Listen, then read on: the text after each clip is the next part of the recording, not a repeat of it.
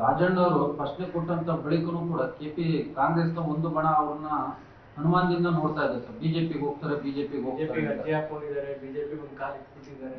ಇಲ್ಲ ಆಪ್ತರಾಗಿರೋದಿಲ್ಲ, ನಿಮ್ಮ ಅಭಿಪ್ರಾಯ ಏನು? ಅವರೇ ಹೇಳಿದಾರಲ್ಲ, ನಾ ಎಲ್ಲಿ ಹೋಗಲಿ ಅಂತೇಳಿ. ನನಗೆ ಹಂಗೆ ಪ್ರಚಾರ ಮಾಡ್ತಾರೆ, ನಾ ಏನು ಮಾಡ್ಲಿಕ್ಕಾಗೋಲ್ಲ, ನಾ ಎಲ್ಲಿ ಹೋಗೋಲ್ಲ, ಕಾಂಗ್ರೆಸ್ನಲ್ಲಿ ಇರ್ತಂತ ಹೇಳಿದ್ದಾರೆ.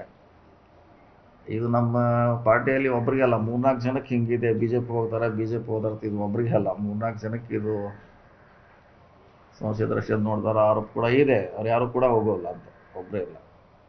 ಸರ್, ರಾಜಣ್ಣ ಏನಾದ್ರು ಮತ್ತೆ ಕ್ಯಾಬಿನೆಟ್ ತಗೊಂತಾರೆ ಅನ್ನೋ ಕಾರಣಕ್ಕೋಸ್ಕರ ಇಂಥದ್ದೊಂದು ದಾಳ ಉರುಳಿಸ್ತಾ ಇದ್ದಾರ ಅಂತ.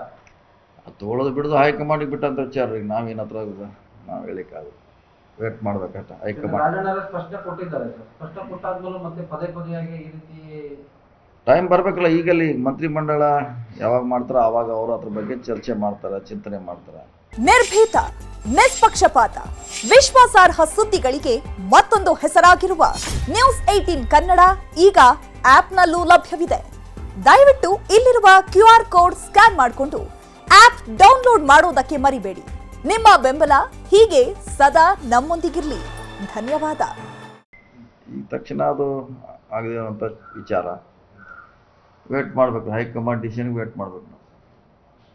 ಅವ್ರ ಮಗ ರಾಜೇಂದ್ರ ಅವರು ಕೂಡ ಒಂದು ಕೌಂಟರ್ ಕೊಟ್ಟಿದ್ರು ಸರ್. ಏನು ಇವರೆಲ್ಲ CM ಮಾಡ್ತೀನಿ ಅಂದ್ರೆ DK ಶಿವಕುಮಾರ್ ಬಿಜೆಪಿಗೆ ಹೋಗ್ತಾರೆ ಅಂತ. ಯಾರು ಹೋಗಲ್ಲ, ಯಾರು ಬಿಜೆಪಿಗೆ ಯಾರು ಹೋಗಲ್ಲ, ಅಷ್ಟೇ ಚರ್ಚೆ ಅಷ್ಟೇ. ಅದು ಯಾರು ಹೋಗಲ್ಲ.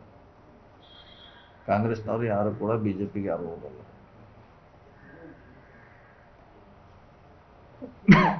ಈ ಧರ್ಮಸ್ಥಳ ಪ್ರಕರಣದಲ್ಲಿ NIA ತನಿಖೆ ಕೊಡಿ ಅಂತೇಳಿ ಸ್ವಾಮೀಜಿಗಳೆಲ್ಲ ಅಮಿತ್ ಶಾ ಅವರನ್ನ ಭೇಟಿಯಾಗಿದ್ದಾರೆ. ಕುಮಾರಸ್ವಾಮಿ ಕೂಡ ಅಮಿತ್ ಶಾ ಭೇಟಿಯಾಗಿ ಒತ್ತಾಯ ಮಾಡಿದ್ದಾರೆ.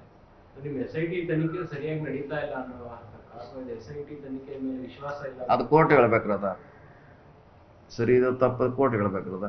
ಇವ್ರೇನು ನಾವು ವಿರೋಧ ಪಕ್ಷದಿಂದ ಆರೋಪ ಮಾಡೋರು. ಇವ್ರು ಇದನ್ನು ಕೊಟ್ಟರೆ ಆ ಕಡೆ ಕೊಡ್ತಾರೆ, ಆ ಕಡೆ ಕೊಟ್ಟರೆ ಈ ಕಡೆ ಕೊಡ್ತಾರೆ ಹೇಳ್ತಾರೆ. ನ್ಯಾಯಾಲಯ ನೋಡ್ಬೇಕು, ಅಂತಿಮವಾಗಿ ತೀರ್ಮಾನ ನ್ಯಾಯಾಲಯ ಮಾಡ್ತಾರೆ. ಇವರೇ ಮಾಡ್ಬೇಕಾ, ಯಾರು ಮಾಡ್ಬೇಕಂತ. ಸರಿ ಇದ್ರೆ ಒಪ್ಕೋತಾಳೆ, ಇಲ್ಲಾಂದ್ರೆ ಕೋರ್ಟಿಗೆ ಎಲ್ಲರಿಂದ ಆಪ್ಷನ್ಸ್ ಇದೆ. ವೇಟ್ ಮಾಡೋಣ. ಓಕೆ. ಸೆಪ್ಟೆಂಬರ್ 21 ನಿಮ್ಗೆ ಕರೆಕ್ಟಿಗೆ 21 ಏನು ನೋಡಿ ಬೆಳಿದಾಗ ನೋಡ್ರಿ ಕರೆಕ್ಟಿಗೆ. ಕ್ರಾಂತಿ 21 ಇನ್ನೂ ಎಷ್ಟು ದಿವಸ ಬಂದಿಲ್ಲ, ಇನ್ನೇನು 2 ವೀಕ್ಸ್.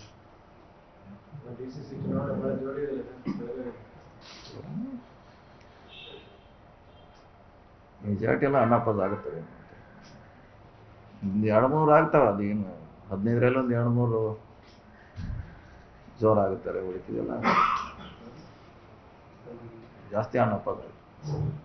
ರಾಜಣ್ಣ ಏನಾದ್ರು ಅಪೆಕ್ಸ್ ಬ್ಯಾಂಕ್ ಏನಾದ್ರು ಕೇಳಿದಾರೆ ಸರ್? ಅಪೆಕ್ಸ್ ಬ್ಯಾಂಕ್ ಕೊಡಿ ಅಂತ